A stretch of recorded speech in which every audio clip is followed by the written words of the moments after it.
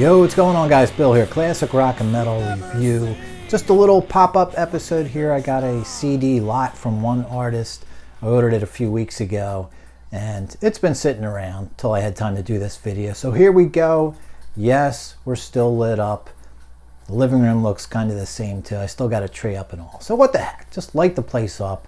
Short little episode anyway. And what do you know? I got the fireplace fixed. All good, except for this cold that's coming on.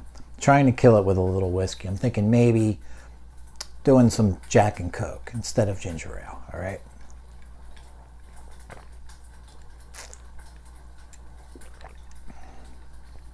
Trying to keep those germs at bay. I don't know. It's been coming on for 3-4 days. It hasn't stopped me yet. Maybe I can ward that shit off. All right, so it's always nice when this happens. You just get a lot of releases by one artist in one fell swoop. In the past, that's been like the Yes album collection, etc. Okay, this one, these are all loosies. Okay, this artist doesn't have any kind of collection like that as far as I know. He started out in the 70s, solo album. I think the first solo album is 1980. I've only ever heard I think 2 or 3 of them, you know, maybe just 2 now that I think about it. I do have a compilation that has a few songs from each one. But let's just dig right in. I have not opened the box, but I do totally know what's in it. I have, actually, this is a 6-pack. I have 3 of these releases already. There's one in here, though, that I didn't have. That's sort of the prize here. Something that's hard to find for anything less than 30 bucks. You're typically going to pay almost 40. I paid 50 for all 6. So what's cool is they're all early presses, all right? There's been a handful of different releases from some of these things over the years, and I just like early presses, man. I mean, not even a sound thing. As coincidence has it, they tend to be the better sounding discs. I'm starting to learn in the last few years. You know, some of those early discs I kept, glad I kept them. They are the best sounding discs. I can name a bunch, but we won't get into that. Let's get into this package. Luckily, it's marked Fragile, and looks like a nice pack job. That's always cool. And you know what? This was delivered, well, it was shipped December 28th, so nothing wrong. Some Christmas lighting and fireplace stuff. This will probably be the last of it, but here you go. Well, actually, there's another video I already filmed. That's coming next. That's all lit up too, but all right. All right, let's just get right in. We'll just go right down the list. These CDs releases vary from 1980, obviously vinyl and cassette at the time, probably 8-track on the earlier ones. 1980 to 1989 with these 6 albums. Solo artist from a band. I'm throwing out some clues, maybe you guys can figure it out. All right, more known for his solo stuff. So I'm just going to show them to you the way that I'm looking at them. And the first one is Billy Squier, The Tale of the Tape. I've only heard a few songs from, I think it's called Reach for the Sky Anthology. So, all right, there's the first of them. And I think there might be 3 songs, 2 or 3 songs on that Reach for the Sky. They were okay. I don't remember loving them. But as you can see, they're all capital early presses is what I'm about to show you. All right, this dude knew what was up. He put a little bubble wrap in there. I'm not sure what that does, but I notice a lot of senders do that. So that's kind of cool, right? Disc number 1. I've never heard the whole thing, only a few songs. That's going to be the case for a few of these. Next up, we got Don't Say No. Wow, this looks like it's in really nice shape. I mean, even the case and artwork is. And I have this one already. Wow, this is a really clean one. Other than that little tape mark. This dude was probably the original owner of these, I'm guessing. Selling all 6 like this.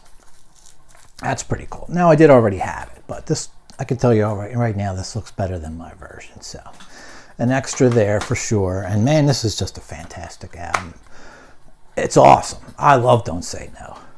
It's kind of cool. It looks like he stacked them right in order, too. This dude knew what was up. Emotions in Motion, another capital, all right? That's kind of the key to this for me. I mean, that was like, I couldn't click buy it now fast enough, you know. Now this one I have, and I had this album as a new release on cassette back in '82. I can just tell you in a nutshell, going by Everybody Wants You on the radio. Oh man, this is going to be another Don't Say No. It might be better. Wrong. I don't think it's even close to Don't Say No. It does have some good songs on it. Love the title track. Love, of course, Everybody Wants You. But really, kind of, I think It Keeps You Rockin's a cool one. There's some good stuff on there, but it was not as thorough as Don't Say No. So, but anyway, I do have this already, but I bought this. I must have just coincidentally bought this right around when it came out. 2007 version, American Beat. All right. Now, I think that was the name of subsidiary of the Capitol Records. I don't know. It traces back to his original vinyl releases, American Beat as a label. So, but this CD came out, and I think came out and then it was gone quickly because this is actually pretty coveted. I looked on eBay a couple weeks ago for this guy, and I found one, and it was like $50 some. Now, just to like sort of reconfirm, I went back on eBay just a few minutes ago, and I can't even find. Someone bought that $54 one. So I'm not saying that's what it goes for or what have you, but apparently it was a short run or something or other. So that's cool. Another early press Capitol, which I'll have to compare the sound on those two. I was not happy with the sound on this, but I wasn't listening to anything else other than just my memory of my cassette from forever ago. But I thought it was really thin sounding as a disc, okay? But I'll do a side-by-side with those, and who knows, maybe I'll end up, I'm just going to keep whichever one's better. I'm not a big enough Squier fan to keep multiple versions of an album. If this is going for some bucks, maybe I'll sell it off and pay for this whole lot, you know? And if you're wondering, do I ever actually do that when I say I'm going to maybe do that? No, except for one time when I bought those 82 CDs in September, $1 each. I told you as I went back and bought that Daryl Hall and John Oates War Babies because I already had it. I sold that guy for 65 bucks, I think I got for that. So after eBay took their fees, it was $54, $55. So I paid for a good amount of that 82 CD haul by selling that one disc. Although, I got to tell you, eBay's really changed. I haven't sold anything on there in 4 or 5 years. They're a pain in the ass. We got Signs of Life. Here's the one that I was kind of looking for. I'll talk about this on an upcoming episode. The episode I was telling you is about that's going to be sort of the final look at 2024 and what's coming up in 25. I was going to show you guys, I have a target list of CDs that I'm after. I have a list in my phone, so if I'm ever at a record store and I'm short on time, I pull it out and just go right to those sections if I don't have time to peruse the whole store. And this was one of them that was on there, which I was kind of prepping for that episode, kind of. And just saw this and just ran over to eBay. It's like, wow, I haven't even looked for this in a while. Is it still going for $30, $40? Sure enough, it was, and that's when I came across this lot. But Billy Squier, Signs of Life. Come on, I don't want to hear about the video anymore. Really, it's like been talked about to death. All right, the guy made a stupid video. I thought it was dumb at the time. It didn't ruin the song for me. If it ruined it for you, then I feel bad for you. Or good for you, whichever you want to feel. I love that song. Rock Me Tonight's awesome. I can play that all the time. But I heard a couple other songs from this album on that Reach for the Sky anthology. This is going back a few months in the summer, I think. And I really like those songs too. All Night Long, I think, is one of them. I'm looking at the titles here. First song on the album. And there was something on there, and I think I knew that one from the radio too. I was kind of surprised to know 3 songs from Signs of Life, but I've never heard the whole record. I think there might be 4 on Reach for the Sky. This is sort of the prize of the whole pack. You can easily pay $40 for that one alone. So what's next? Enough is Enough. I think this is 86. I only know that from looking all this up last week or two. Looking at this, I would have thought this was late 70s or early 80s, right? Kind of looks like the Tale of the Tapes style. I don't know much about this. I'm not sure if I got quite this far. I only listened to disc 1 of Reach for the Sky. And it's cool. It's another early press, like I said. And I just love that I got all these at one shot, you know.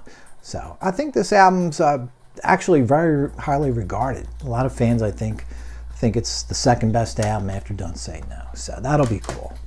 And here's another one that I have. I couldn't find it laying around anywhere. I don't know where I put it, but Here and Now from 89. This is another one fans really like.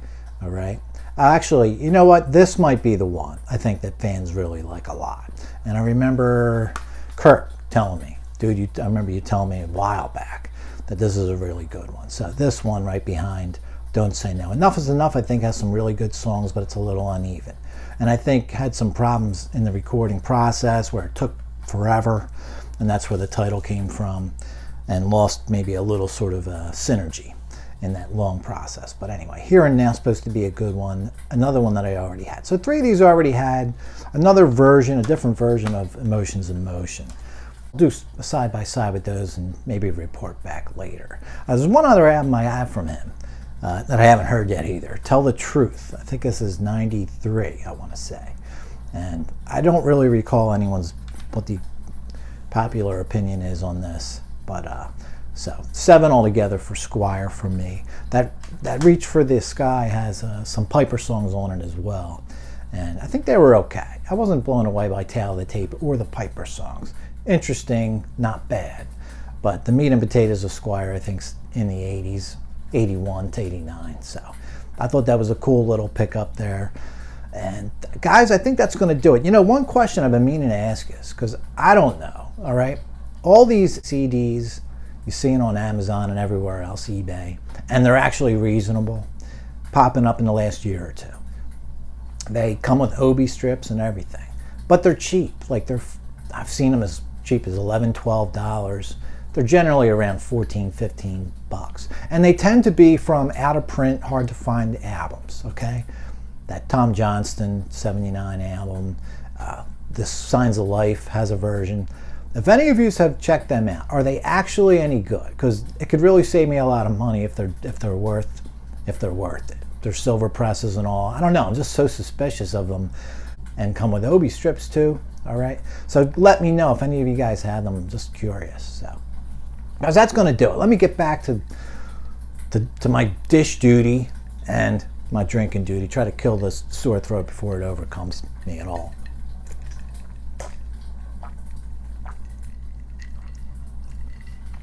That'll do it, guys. Whole nice Squier lot pickup. Hope you all are doing well. All right, everyone stay healthy and Happy New Year to you all. I'll catch you later.